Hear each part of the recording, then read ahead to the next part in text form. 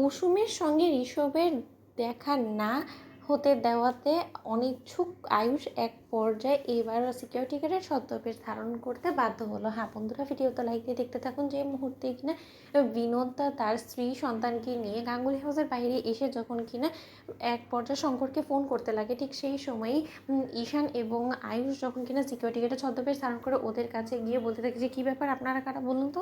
ঠিক সেই সময় বিনোদ যখন কিনা বলতে থাকে যে আগে আপনারা এক কাজ করুন, ভেতরে গিয়ে শঙ্করকে তো আপনারা চেনেন, শঙ্করকে গিয়ে বলুন যে ওর বন্ধু বিনোদ এসেছে ওর ছেলেকে নিয়ে, তাহলেই বুঝবে, একবার জান গিয়ে ডাক দিয়ে নিয়ে আসুন। তো ঠিক সেই সময় এই কথা বলা মাত্রই যখন কিনা ঈশান এবং আয়ুষ বলতে থাকে যে এই মা, এটা তো কোনো মতেই করা যাবে না, কারণ আমরা আমাদের ডিউটি চলাকালীন আমরা এখান থেকে কোথাও নড়াচড়া করতে পারবো না, এটা আমাদেরকে ম্যাডাম হুকুম করেছে। ঠিক সেই সময় এই কথা বলা মাত্রই যখন কিনা বিনোদ বলতে থাকে যে ঠিক আছে তাহলে আমি কল করে নিচ্ছি, ঠিক সেই সময় আয়ুষ যখন কিনা গায়ে পড়ে বলতে থাকে যে উনি কে বলুন তো। ঠিক সেই সময় বিনোদ বলতে থাকে যে উনি আবার কেউ, ওই তো হলো কি আসল মূল মানুষ যার সঙ্গে কিনা কুসুমের দেখা করার জন্য আমি নিয়ে এসেছি, ওর নাম হলো কি ঋষভ। ও আমার ছেলে আজকে কুসুমকে দেখতে আসার কথা আমাদের, এবং কুসুমকে দেখার জন্য তো আমরা ভেতরে ঢোকার পারমিশন চাইছি, আপনারা কেন ঢুকতে দিচ্ছেন না বলুন তো। কি আপনাদের এত আপত্তি? আপনাদের কি মনে হয় আমাদেরকে দেখে যে আমরা চোর ছাড়ছেন নাকি? ঠিক সেই সময় কথা বলা মাত্র ঈশান যখন কিনা বলতে থাকে যে আপনারা সে যেই হয়ে যান না কেন, কিন্তু ম্যাডামের আজকে স্ট্রিক্ট নিষেধ আছে যে আজকে কোনো মতে বাড়ির বাইরে থেকে কেউ অজানা ব্যক্তিকে ঢুকতে দেওয়া যাবে না, এবং তার জন্য আপনাদেরকে আজকে খালি হাতে ফিরে যেতে হবে কোনো মতেই।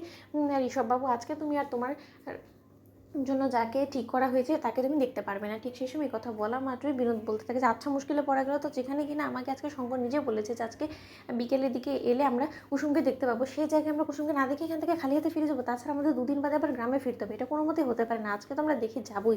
ঠিক সেই সময় এই কথা বলা মাত্রই নারী যখন কিনা বলতে থাকে যে আচ্ছা, যে পাত্রীর সঙ্গে আপনি আপনার এত ভালো নম্রভদ্র ছেলেটার বিয়ে দিতে চলেছেন, সেই পাত্রী তো আপনার ছেলের জীবনটাকে জাহান্নাম করে তুলবে, সেই বিষয়ে আপনার আদৌ কোনো রকম কোনো খেয়াল আছে নাকি? আপনি কেমন বাবা বলুন তো, যে আপনার ছেলে এর সঙ্গে যারা আপনি সম্বন্ধ করতে চলেছেন তার সম্পর্কে কোনো রকম কোনো ভালো করে ঠিকঠাকভাবে খোঁজখবর না নিয়ে তার সঙ্গে আপনি বিয়ে পাকা করতে এখানে এসে পড়েছেন। বলুন তো, কুসুম যার কথা আপনারা বলছেন সে এখন বিরাট এক মডেল, এবং তার মধ্যে যে ভাবসাব, যে সমস্ত কিছু পরিবর্তন এসেছে, সেটা দেখে আপনাদের কি মনে হয় যে ও এরকম একটা গ্রাম্য গাইয়া ছেলেকে কোনো মতে পছন্দ করবে? কোনো মতেই করবে না, তার কারণ কুসুমের মধ্যে এখন অনেক পরিবর্তন চলে এসেছে।